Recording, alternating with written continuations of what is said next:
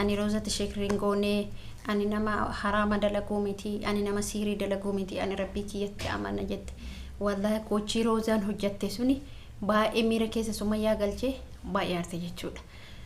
Assalamu alaykum warahmatullahi wabarakatuh. Akkam jirtu naga jirtu fayyaa jirtu sanin jechaan illee naga kote alhamdulillah galata rabbi. Dhugaa dubbachuuf Sumayyaani akka jettee ani sirii tokkollee Rozatti godheen beeku ani sirillee dalageen beeku wanni narratti raawwatamaa jiru wanni Rozaan oofaa jirtu dubbii sirriitii miti jettee jechuudha.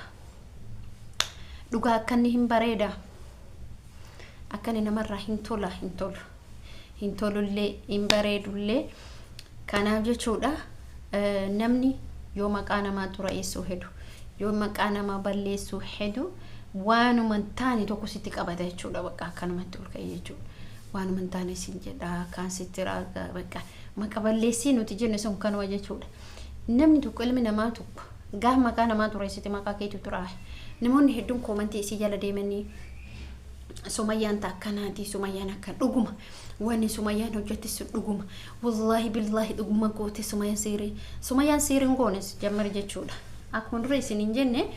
videoon isin hojjette feekidha isin jenne jirte ajaa'iba rabbiiti feekidha jenne jirra jechuudha. Feekidha erga jenne isin gabbaatee mootuyyuu otoo ani isii jaaladhu otoo ani isii kabaju otoo mootuyyuu ani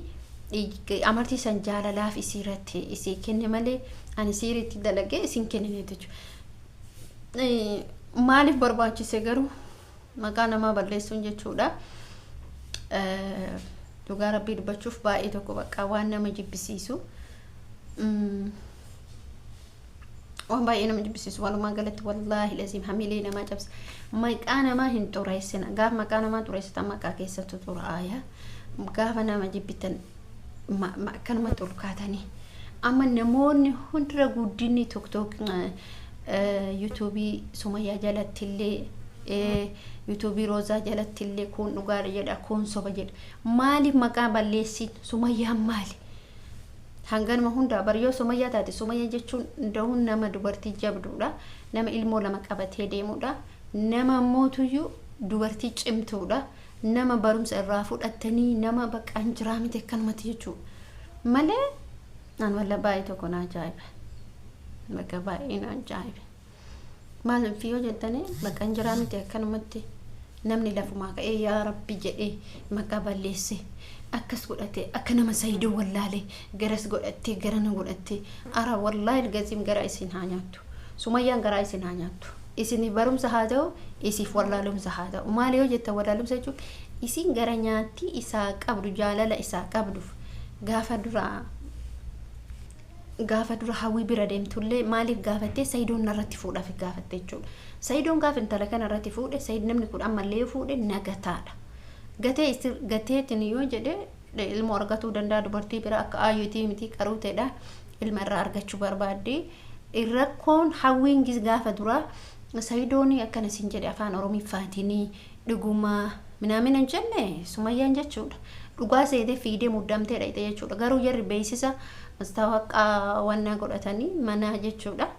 Sumayyaan bira darbitee gisee sarrifattee bakka waa hedduu miira bakka anjiraa miti idaan mallee irratti nama fida yaada akkasiisan qabdu jechuudha. Wallahi lazim yaada akkasiisan qabdu hin barbaachisu jammar wanni akkanaa jechuudha. Kanaaf wanni namni keenya namatti yaadu immoo hamaadha. Wanni namni keenya sitti yaadu hamaadha.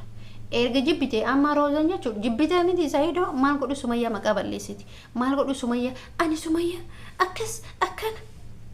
isabdi maal godhu maqaa balleessin maal faayidaa qaba faayidaa takkaan yoon qabu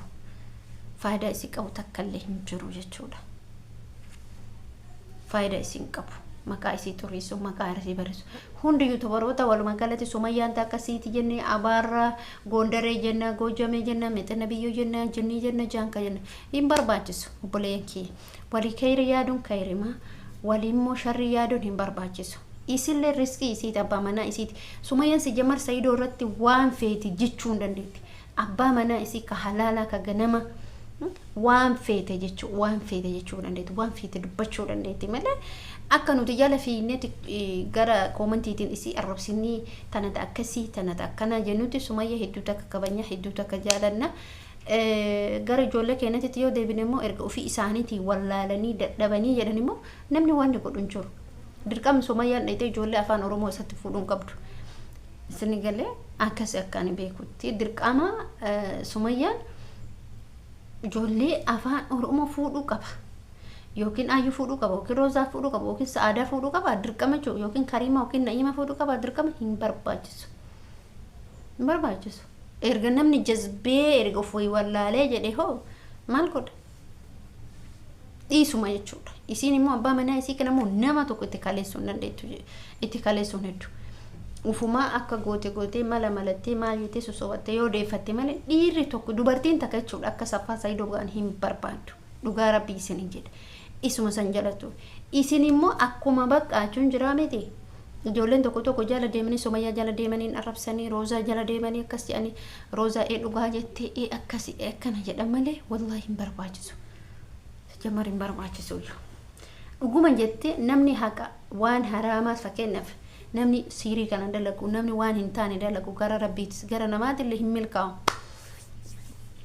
amma nuti waa meeqa jechaa turre Ayyuu jalaa oofte jenna Sumayyaa jalaa oofte jenna Roozaa jalaa oofte jenna bakka hawwilee immoo itti dhiisuun hedduu jenne jechuudha kuni namni gaafuma dubbii tokko hedu gaafuma dubbii tokko haasa'u hedu yoo maqaa balleessii nama hede uma xiqqisuu soqa jechuudha waan maqaa itti si balleessu injiraa miti waan maqaa itti si balleessu waan hamilee kee cabsuun injiraa miti waan akkasiiti kun immoo barbaachisus jamal barbaachisu dhugaa rabbii isin injaa kana fakkaata kanarra kaafee mootuyyuu rabbi waan jabaatte kulliyyuun mahalafisu obboleeyyin kiyya itti taqaan viidiyoo isiisan laaleleen xumurri baay'ee garaana nyaatte akkasi wallahi rabbi halafisu rabbi kayraa taasisu isiniin jedha hordoftoota kabajamtoota kiyya hamilee nama baay'ee cuucanii hamilee namaan tuqinna nama narabsina koomentiidhaan jechuudha akka anaas dabalatee miskinaa rabbii tana jechuudha akkasi inshallah rabbi waan hundaayyuu kayraa taasisu rabbi waan jabaatte kulliyyuun halafisu isinin jedha baay'ee isin jaaladha baay'ee isin kabaja viidiyoo kiyya like share subscribe godha warreen arrabsuu barbaadan immoo jabaadhaan arrabsaa jabaadhaa itti fufa jabaadha waan hundumaayyuu jechuudha na arraba immaa itti fuftanii jirtan akkasii akkana jechaa jirtan jedhaanuma takka wanni narra hir'atu hin jiru wanni narra dabalus hin jiru isinin jechuu barbaada kanuma dhasumarratti dhaaba viidiyoo biraatti walitti deebinutti nagaa naa tura baay'ee isin jaaladha baay'ee isin kabaja ودشالو ودالو